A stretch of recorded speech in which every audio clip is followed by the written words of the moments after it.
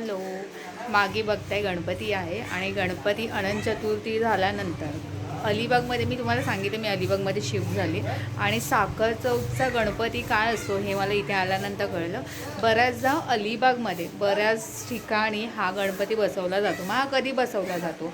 जेव्हा आपला गणपती श्रावण महिन्यातला जो गणपती जातो त्याच्यानंतर जे पितृपक्ष चालू होतो त्यामध्ये जी संकष्टी येते त्या दिवशी हा गणपती बाप्पा बसवला जातो आणि तोही 1.5 दिवसाचा बसवला जातो. सो आपण त्या गणपतीचं दर्शन घेऊया. आणि प्रत्येक अलिबागमध्ये प्रत्येक मंडळाचा हा गणपती असतो. हे खूप सुंदर आहे, त्यांचं डेकोरेशन आहे आणि हे मी शूट करते बामणचुरेमध्ये आणि त्यांची पूर्ण जे विसर्जन सोहळा आहे तो मी तुम्हाला नक्की शूट करून पाठवेन. खूप सुंदर गणपतीची मूर्ती आणली आहे यांनी आणि हा 1.5 दिवसाचाच गणपती असतो आणि यालाच साखर चौथ गणेशोत्सव म्हणतात.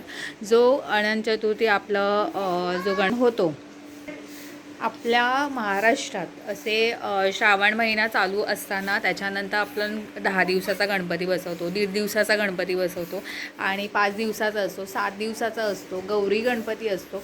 तर अलिबागमध्ये खास अशा बऱ्याचशा गोष्टी आहेत ज्या मी तुम्हाला शेअर करणार आहे आणि त्याच गोष्टी तुम्हाला बघायच्या असतील तर नक्कीच फेसबुक पेजला मला फॉलो करायचं आहे आणि यूट्यूबला पण मला सबस्क्राईब करायचं आहे, कारण की आजचा गणपती आहे 1.5 दिवसाचा तो मी तुम्हाला लाईव्हमध्ये दाखवणार आहे. त्यांची गंमत जे गावातली जी मंडळी आहे हा गणपती कसा विसर्जन करतात, कशा प्रकारे ते लोक छान रेडी होऊन मस्त विसर्जनाला जातात, तर त्याचा शूट मी तुम्हाला दाखवणार आहे एकंदरीत.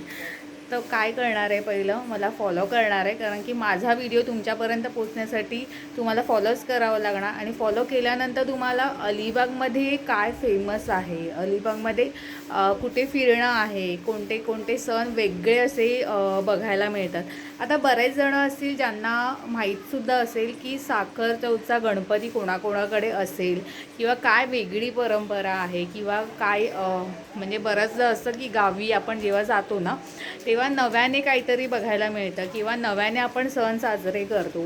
तसाच हा गणपतीसुद्धा माझ्यासाठी हा नवीनच होता की आत्ता कसला गणपती, कोणता गणपती, तर हे प्रश्न आपल्याला निर्माण होतात. तर मी म्हटलं की चला सगळ्यांपर्यंत हे आपण शेअर करूया की आपण नक्की गणपती जे आपण हे करतो की साखर चौथचा गणपती कोणता. आता हा गणपती 1.5 दिवसाचा असतो जो संकष्टीला येतो, संकष्टी चतुर्थीला हा येतो, 1.5 दिवसाचा असतो आणि तो जातो. आणि पूर्ण अलिबागमध्ये हा गणपती घरोघरीसुद्धा येतो. प्लस बामणचुरे, आता मी शूट करते बामणचुरे वाडीमध्ये जे अलिबागमध्ये आहे आणि अलिबागमध्ये असे बरेचसे गणपती आपण बघणार आहोत. प्लस या गणपतीचं आपण विसर्जनसुद्धा बघणार आहोत. तर नक्की फॉलो करा आणि सबस्क्राईब करा, कारण की माझे अलिबागचे खास व्हिडिओज तुम्हाला बघायला मिळतील. अलिबाग फिरण्यासारखं खूप सुंदर आहे आणि नवीन व्हिडिओ असतील त्या मी तुम्हाला पाठवते. आणि खूप सुंदर गावसुद्धा आहे अलिबाग.